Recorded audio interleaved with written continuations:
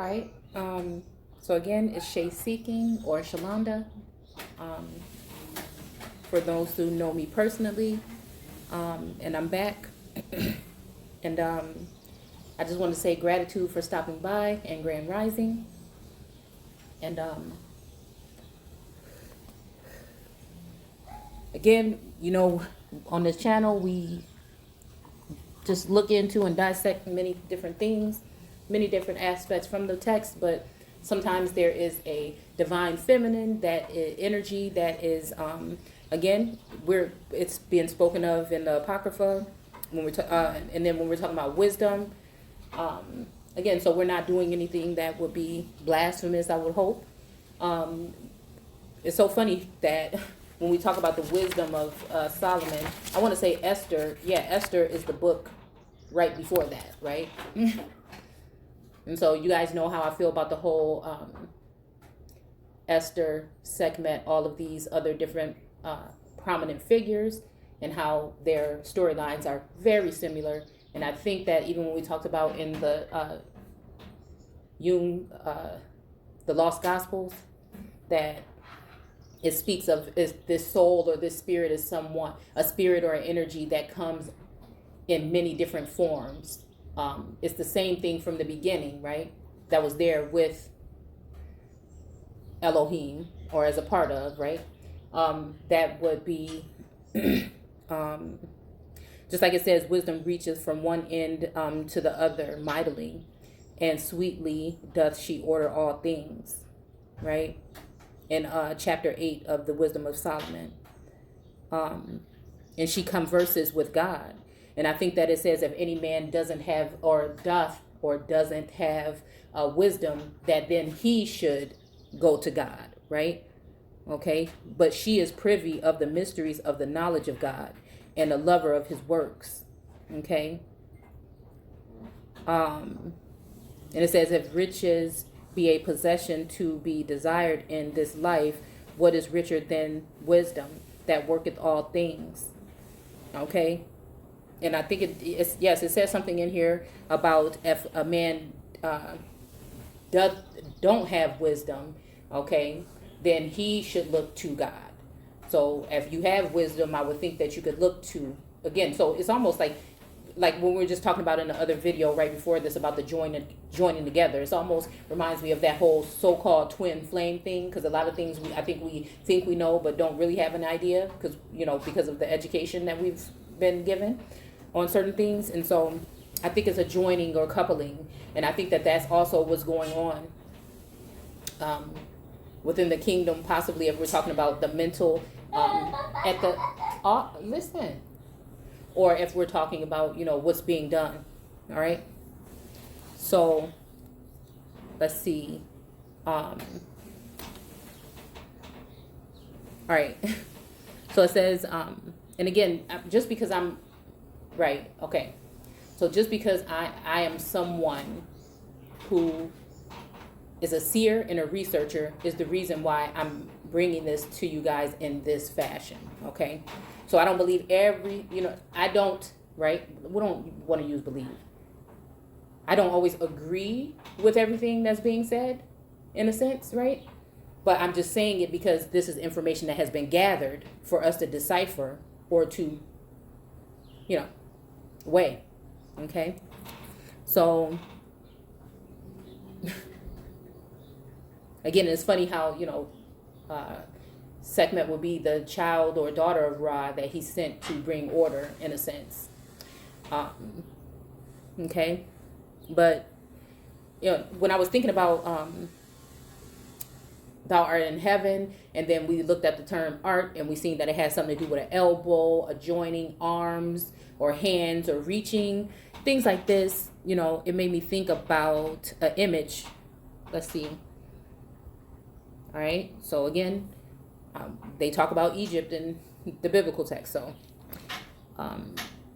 we'll just look at this image here because these are the individuals. This is the female counterpart. The male will be across from her. When I did the video the other day about ancient Egypt and America and the Buddha and the different things that were in the Grand Canyon, the mysteries or whatever. And I was showing that there seemed to be a face there. it would be the face of her, is it a consort? Or her husband, you know, that would be sitting across from her in this image, but I just needed this part. But again, looking at this, I'm looking at the hand of this child that's on the lap. The shape of the hand is reminding me of the shape coming from these lines. And again, sometimes in images, I've seen it look like hands, more like hands than this, but it seemed like something is stretching out. And it seemed like it's giving gifts, possibly. I don't know. You see the Ankh in one. You know, some of them have none, you know. But you see the sun disk. Same sun disk that I feel we see on the head of Sekhmet. And we see the, what is it called? The Uraeus? Must see. I don't want to get it wrong. Okay, the head of the lioness and the solar disk, the sun disk, the Uraeus on her head. Okay. It's funny they put red linen here, making me think about scarlet for some reason. But then blood, you know, whatever. So, let's see. Her consort would be Ptah. Okay. So anyways, it reminded me of that. And how, you know, even we see the head there. If we look at this in a triangle form or of a pyramid, you would see this would be that so-called all-seeing eye, in a sense, right? At the top of the pyramid, and then the right and the left hand, you know, of the bottom or the base. But then not even really, right? Because you have this ribbon that's hanging down that looks kind of like a stairway. You see down here in the bottom of her chair, it looks like reeds or something like that. But again, could they be representing the same thing that's coming from this joint counterpart in the middle that is it's almost like how some will say that they feel something, a connection with the sun, the actual sun, when they sit out and sunbathe, and they can feel something enter them, or a certain energy or a connection or downloads and things like this.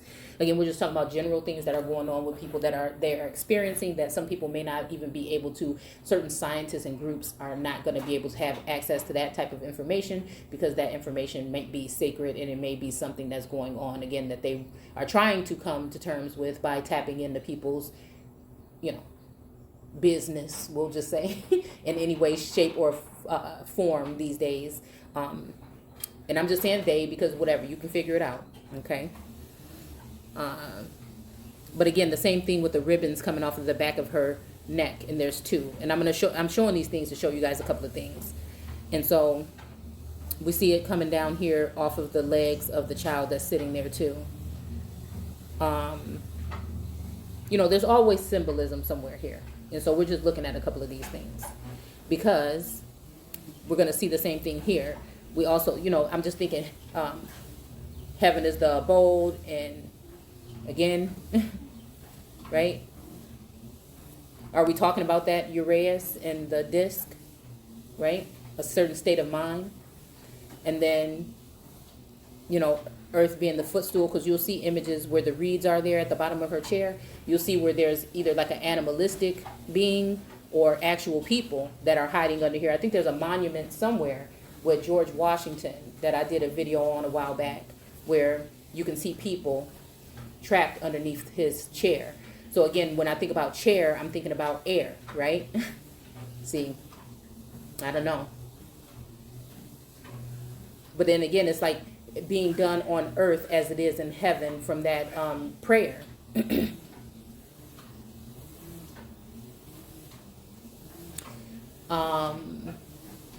It's almost like there's a joining of the two, as above, so below, in a sense. Your higher and lower self, or you and your counterpart that may be in the heavens, like in the cosmos, or, you know, even the stars. I'm just saying, I'm just trying to put this in a way.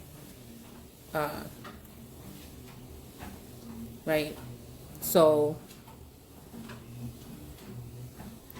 made me think about Ishtar, Inanna, Astarte,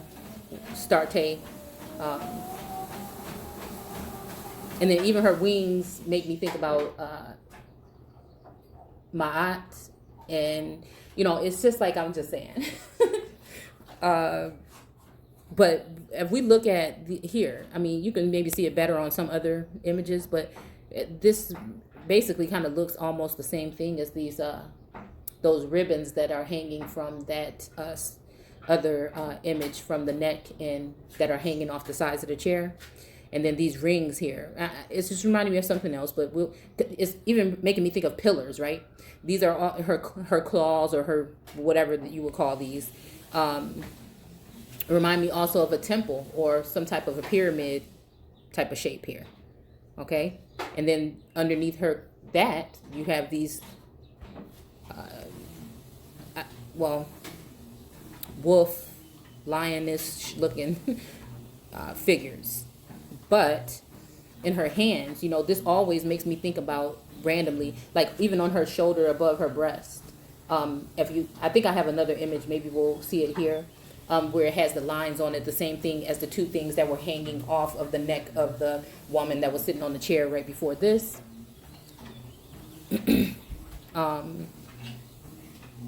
But these also always remind me of the Ankh for some reason. Right? But you see,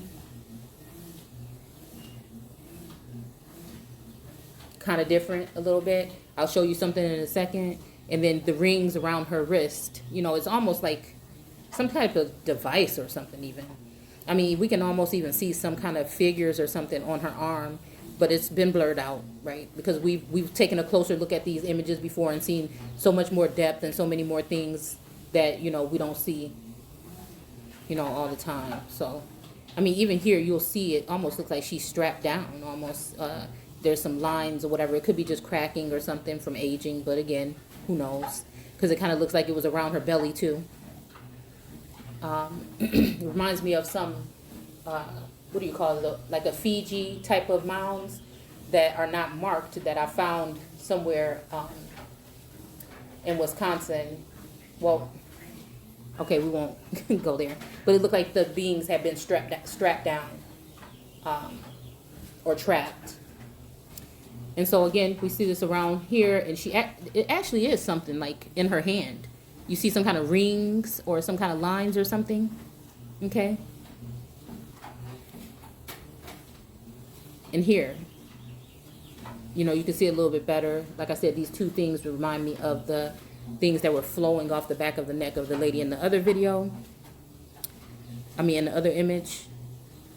And then you have these strange figures, these owl figures, even. You know, even this figure that's on the shoulder of this lion wolf looking, you know. And this also reminds me of Diana. In that show, Discovery of Witches, how it talks about she was the one that they thought was going to be the one to end the children of the moon or the night or whatever.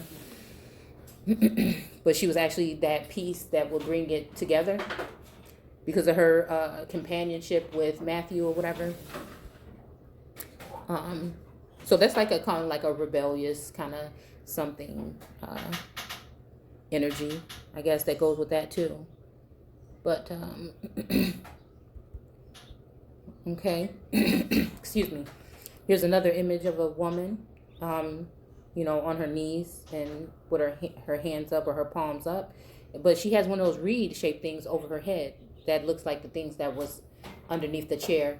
And as you see, she's being brought down to her knees, right? There's some people that worship standing up. They refuse to go on their knees, right? Again, you know. But this is what it reminds me of here, right there. See? On the legs of, or the pillars, kind of remind me of. And this is just something that I saw on a YouTube video that I wanted to look at. Oh, I didn't notice those signs in there. But again, it kind of looks like this is in her hands. See how you got the two things from the Ankh. You have this circular thing here, and then you also have those lines right here that look like I said that one that the image that scrubbed out her right hand would be your left side when it comes to Inanna.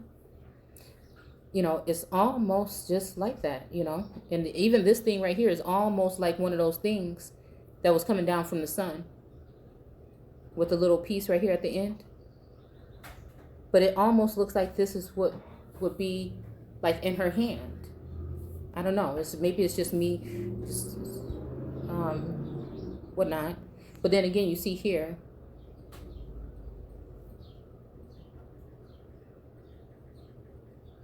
this image here with, seems like she's riding the disc or half of it. You know, with the Ankh. I don't know. It's just what's, and then around the cuffs of her arms, you have to wonder where they get these type of ideas of these things from, and what do these things actually represent. And then if we talk about in the biblical text, certain things as pillars, stuff like that, as for legs, you know, you just have to wonder. You just have to wonder. So, again, I think that was it. But the whole thing about heaven being the abode, you know, and earth the footstool, it's kind of like even having your head in the clouds, in a sense. It reminds me of like someone that is very like mindful, or just they have a lot of I don't know, a very wise or knowledgeable way of looking at things, in a sense. I mean, I just see a growth of that in abundance that that's again going across the plane. But the whole footstool thing of earth being the footstool, I'm wondering if that's something that was not the original way, you know. And that's why you see people being concealed underneath certain thrones, where actually certain energies might be thriving off or living off of, you know. And see, this is dangerous stuff, I think, sometimes to talk about, but sometimes I think it's not. It's like, you know, our purpose to do this, you know. But I think that it has something to do with the concealing of certain heirs, of certain sacred royal rights and thrones. And I think that possibly the energy that is here now is here to put those things in proper place. So, again, I want to thank you guys for stopping by, and I'll see you guys soon. Take care.